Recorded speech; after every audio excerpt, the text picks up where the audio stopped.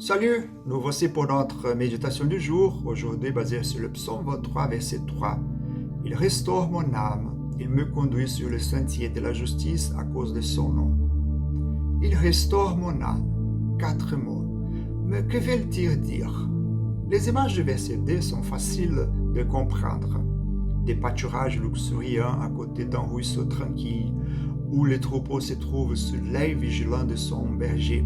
Cela, c'est facile de comprendre. Mais il restaure mon âme.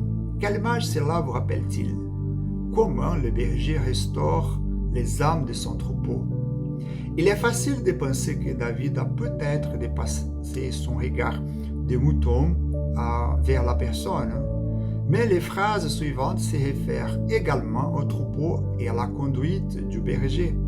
Nous laissons réfléchir au lien de cette phrase avec celle qui la précède et celle qui la suivent.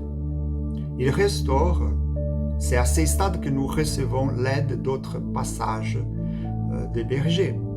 Peut-être le meilleur passage des bergers dans l'Ancien Testament soit Ézéchiel 34, où le Seigneur condamne les bergers d'Israël.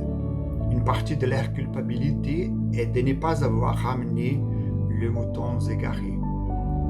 Lorsque le Seigneur déclare qu'il sera lui-même leur berger, il dit en partie qu'il ramènera les brebis qui se sont égarées dans le troupeau.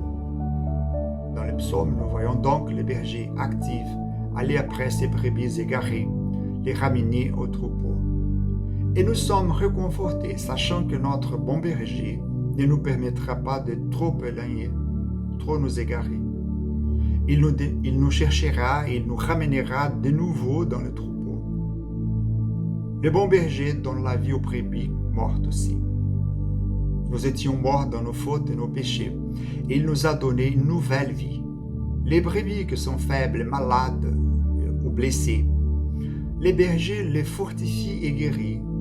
Il les redonne la vie pour qu'elles puissent à nouveau se tenir debout, marcher et se nourrir, faire partie du troupeau. Notre ancienne vie nous a non seulement laissés morts dans nos péchés, mais faibles, malades et endommagés par nos péchés.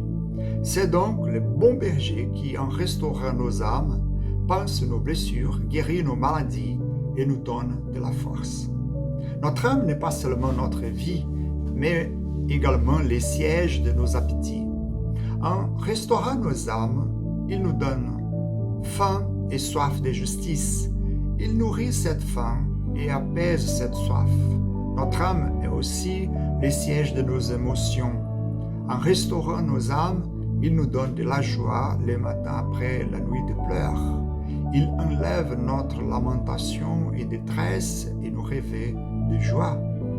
L'âme se réfère aussi parfois à nos actes mentaux, à notre pensée, à notre savoir. En restaurant nos âmes, le bon berger restaure notre pensée et notre savoir. Il nous donne une nouvelle pensée. Nous commençons à comprendre les choses d'une manière nouvelle. La parole qui n'était autrefois que des mots sur une page blanche commence à avoir un sens. Nous commençons à entendre, comprendre et à connaître la voix de notre berger. Nous entendons son appel et nous répondons en suivant sa conduite. Hormis la nouvelle vie, aucune partie de cette restauration n'est pas instantanée. La guérison des maladies et des blessures prend du temps. Le renforcement du faible prend du temps.